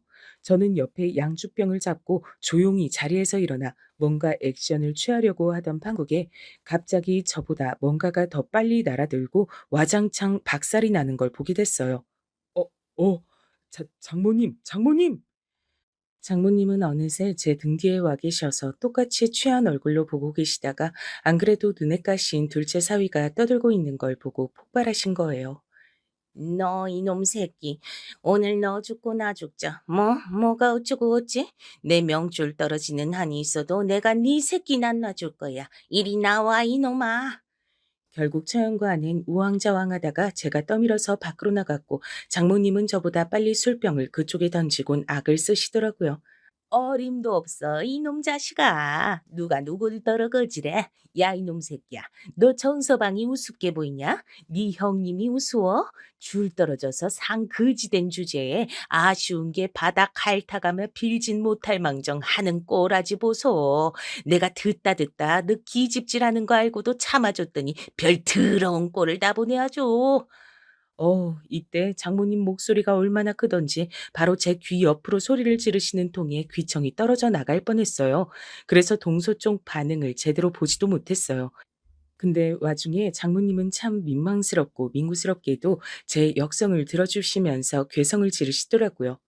이놈 자식이 진짜 정서방 니까짓 게 비벼대면서 무시할 사람 아니야. 네 집이 백날 잘 살아봐라. 집만 강남이고 천당이면 다야.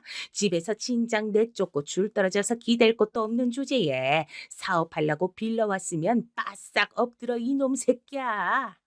아니 근데 진짜 미쳤나 이것들이? 동서는 여전히 정신 못 차리고 자기에게 쏟아지는 장모님의 막말에 어지러워하더군요. 딱히 충격받아서 그런 건 아니고 안 그래도 취해서 어지러운데 장모님이 폭발하시니 성가셨을 거예요. 그런데 뒤에서는 진짜로 충격받더라고요. 에? 뭐라고? 아니 뭐라고요? 땅? 뭐야? 그래, 정서방, 니랑 아주 출신이 달라. 여기지 여기서 크게 과수원도 하고 땅도 천지가 정서방 내 거다. 어따 대고 그지거리면서 분수도 모르고 시부려. 별 더러운 꼴을 다 보겠네 정말. 그러자 동서는 믿겨지지 않았는지 잠깐은 저에게 이죽거리더라고요. 뭐야, 땅 부자세요? 그럼 진즉 말을 했어야지. 잘 모셔다 드릴 텐데. 아니 잠깐, 장모님, 진짜예요? 뭐야, 나 완전 망했네요. 이러다가 제가 아무런 대꾸도 안 하고 가만히 있으니 찬찬히 상황 파악은 되었던 모양이에요. 그러더니 동시에 술이 확 깬 걸까요? 인간이 정말 졸렬하고 혐오스러웠던 게 장모님한테 세상 또 없을 욕을 그렇게 들어놓곤 우리 땅이 있고 형편이 어떤지 얘기만 기억하고 달려들더라고요. 에, 뭐야, 진짜구나. 아, 참, 형님, 저기 뭐예요? 우리 그런 정도 얘긴 해도 될 사이 아닌가? 나한테도 말을 해주시지. 나 제주도 진짜 자주 가는데 그렇게 큰 과수원이랑 농장을 한다고요? 와, 우리 형님 내숭이 너무 심하시잖아, 진짜. 저기, 형님, 잠깐만요. 우리 이제 앉아봅시다. 이러면서 태세를 바꾸려는 동서를 보니 마시지도 않은 술에 괜스레 역함이 느껴져서 짜증이 올라오더라고요. 다 자리를 정리하고 가려는 저를 붙잡고 늘어지고 계속해서 가려는 저에게 심지어 무릎까지 꿇어버리는 모습을 보니 너무너무 어이가 없었어요. 하지만 제가 대꾸할 새도 없이 장모님이 그냥 다 선을 그어버리시더라고요. 내가 그간 딸이랑 손녀 불쌍해서 참았는데 너 같은 놈이랑 계속 인연 맺고 살다간 내가 우리 90 먹은 엄마보다 일찍 죽겠다. 니들 이혼해. 명령이야. 이혼 안 하면 엄마랑도 인연 끊잖아. 아씨, 장모님, 뭐가 이렇게 다 마음대로람? 내 뜻은 들어보지도 않아요? 아, 이게 뭐냐고. 어딜 가요? 다 앉으라와. 이렇게 술주정을 부려가며 오락가락하는 동서를 그 자리에 버려두고 우린 모두 밖으로 나갔어요. 수일 후에 속전속결로 이혼건은 진행되었고 처형은 확고하게 마음을 먹었는지 여러 가지를 준비하더군요. 나 이번에 진짜 생각 많았어. 저 인간이 나한테 먼저 처제랑 연락하며 이혼이라고 했었으니까 머릿속으로 몇 번이나 상상했는데 이번에 제부한테까지 하는 꼬라지 보니까 결론은 난 것 같아. 나 어떻게든 살아갈 거야. 새끼가 있는데 정신 차리고 살아야지. 그러면서 절 보더니 한마디 하더라고요. 제부, 미안해요. 전부 나 때문이야. 너무 고생 많았어요. 잘 해결할 테니까 우리 신랑한테 험한 꼴 당하게 한 거 용서해줘요. 미안해요, 정말. 이리하여 처형은 결국 시간이 걸려 이혼을 했어요. 하는 마당에 아내는 제대로 준비해서 그간 외도 기록들이라든지 화가 나고 술 마시면 다소 물리적인 행동을 하는 것들 다 포함해서 처형네 시댁 쪽에 이래저래 청구하고 소송까지 가게 되었어요. 쉽진 않았지만 위자료와 함께 이혼은 하게 되었고요. 저는 동서에게 당했던 그날의 치욕은 그럭저럭 달래어가며 잊어가는 중이에요. 그렇게 있는 집 아들이랍시고 저를 저 밑에서부터 무시하고 있었던 걸 그날 다 드러냈고 본인 형편에 비해 제 형편이 더 낫다는 걸 아니 바짝 무릎 꿇었던 것부터 정말 별 들어온 인간 군상의 모습을 다 체험한 것 같아요. 열심히 일생을 일구어 오신 부모님이 축적하신 부를 제가 다 아무런 노력 없이 받는 건 아니고 저도 직장을 정리하고 한 3년 안쪽으로는 그쪽으로 향할 계획은 있어요. 그러던 사이 아내가 자발적으로 일어서는 모습을 응원해주고 싶었는데 별일을 다 겪었네요. 처형은 이혼해서 장모님과 같이 살고 있고 저와 아내는 쇼핑몰 운영하면서 별탈 없이 지내고 있어요. 형부 그렇게 그지그지 거리더니 본인이 그지같이 살고 있대. 언니랑 이혼으로 인해 거의 강제로 다 떼주게 되고 그 망나니 성질 버리지 못해 또래 강남 키즈 친구들 사이에서 겉도나 봐. 그 뒤로 어찌 사는진 난 모르지. 알고 싶지도 않아. 우리 언니 재혼 안 하고 그냥 저렇게 평생 혼자 살았으면 좋겠어. 아내는 완전히 처형 쪽에도 신경을 끊고 우리 가정에만 집중하며 살고 있어요. 저도 지금 우리 세 가족만의 삶에 만족하며 잘 살아가고 있습니다. 나름 마음에 큰 생채기로 남을 뻔한 사건이지만 그걸 통해 결국 동서란 인간과 완전히 연을 끊게 됐네요. 앞으로 온전히 독립된 우리만의 가정으로서 더 열심히 살아보려고 합니다. 모두들 건강하시고 안녕히 계세요.